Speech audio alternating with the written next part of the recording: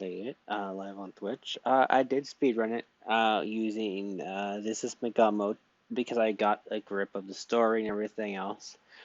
And I didn't want to spend a lot of time doing it just yet.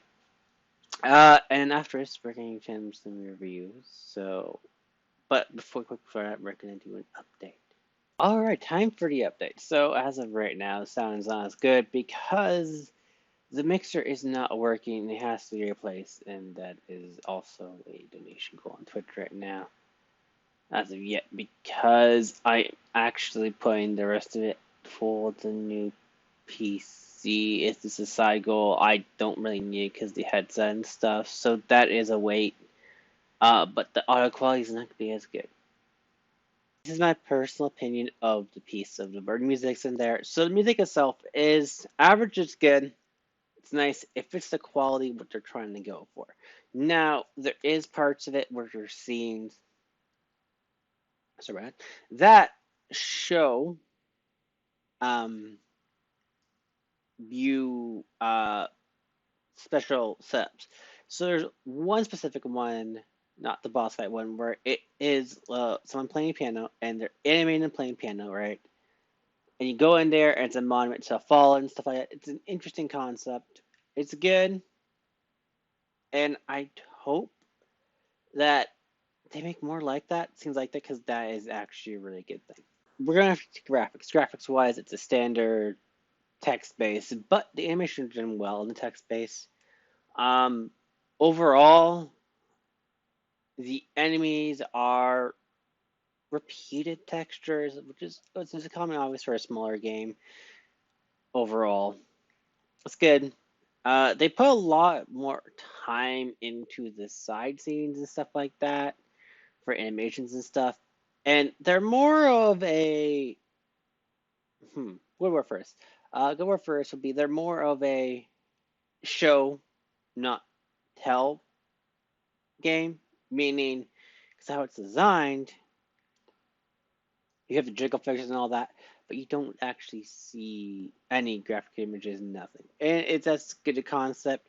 And the characters are designed very well. I would give it an actual overall rating for the characters.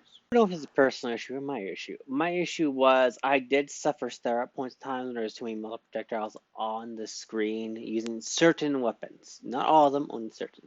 So there is some stutter and there needs to be some improvement from there. Otherwise than that, it is fine. It runs well, even for the settings.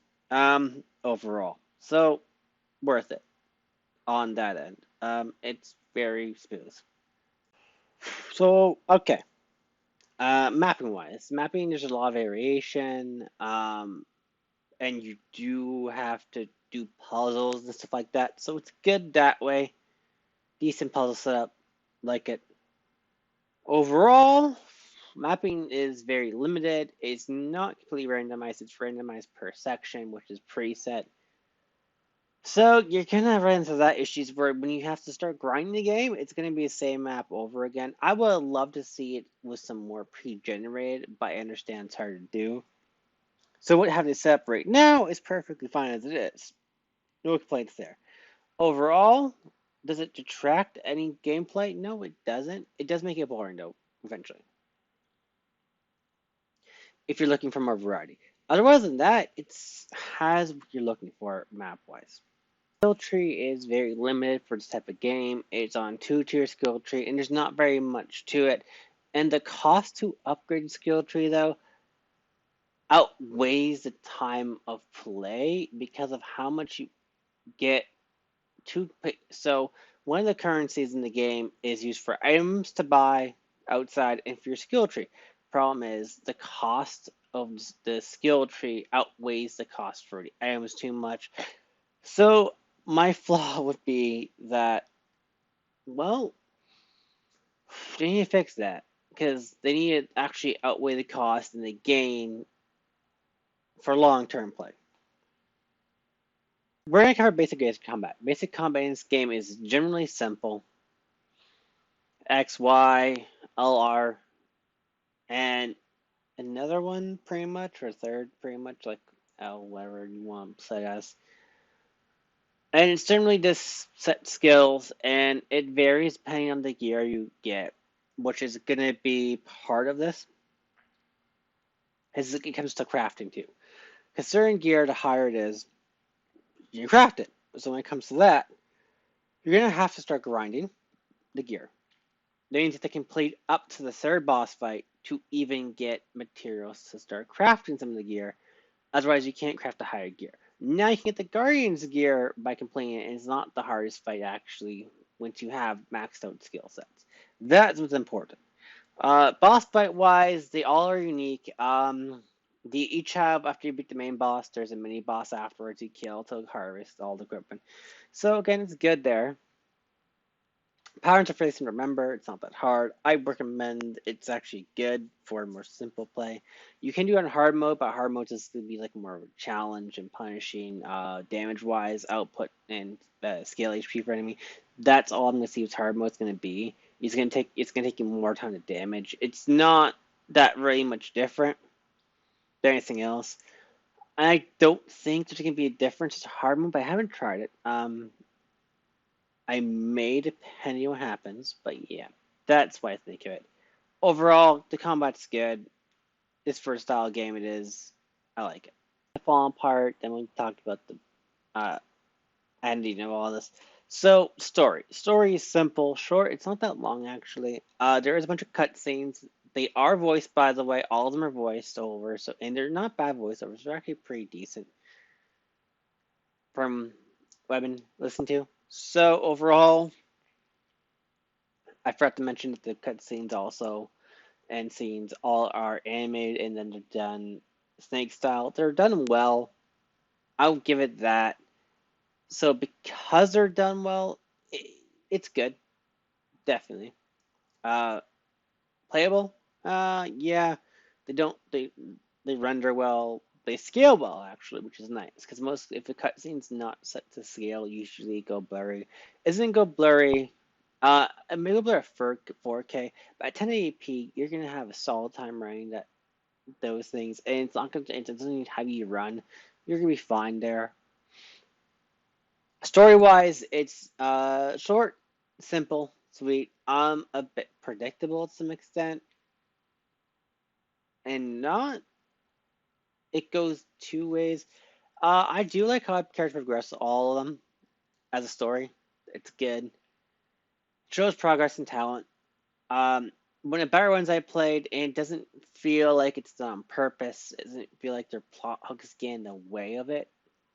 Meaning like a lot of games with the plot hooks get away. This one, there's no plot hooks getting in the way of it. So overall, I do think, yes, it's actually a good story. A lot of the things for the game are pretty simple. It needs more RNG. It needs an extra skill tree.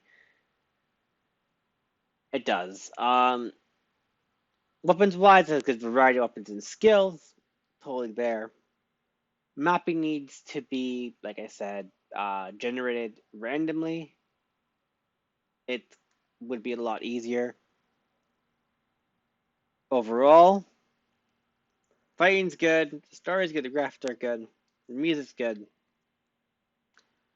And since it's a beta and they're still not fully released everything yet, and they said there's gonna be extra story, which I haven't reached yet. I did what I think which was the final, which is not sure. It said there's only supposed to be 3 maps on the fifth map where it says the end where there's an ending. So the ending was good. I give the ending good stuff too. Overall, it's worth the pickup. Really is. I would say, yeah, it's good for $20 game. It's not bad. $20 Canadian, by the way. It's not bad. Worth the pickup. Is it perfect? No, because it's a beta game still. Early access or beta, whatever you want to call it. So yes, not everything's gonna be perfect. But if you do pick it up and you want a game that you're gonna grind for hours and days on to get the gear and stuff, it's your game. It really is. It just needs extra stuff. That's all. Like I mentioned before. Otherwise than that, it's pretty solid. All right, and then you fix the one shutter, and then you're done. Overall, it's good. Pick it up if you can. And I don't actually care if you subscribe or not. I only care if you actually like the review and the review helps you out, by the way. And if you're interested, the Twitch is going to be linked in the descriptions and everything else with it. And all the music used on Twitch is also linked onto the page. So if you are interested in their songs, they're royalty free as long as you link their names and get in credit, which they all have. So technically speaking, they're covered. It's worth taking a look at their songs and everything. I actually like them and use them. Some of them, were a bit political, but that's ones I have to remove by hand. Otherwise than that, they're good. It's worth picking up. The site I got them from was groupie.com. Like groupie with group with two e's at the end.com. And they do often have bundles. This is one of the few bundles they had royalty free, and it's actually royalty free music, so it's worth a look on that site if they ever have anything. Thank you for listening.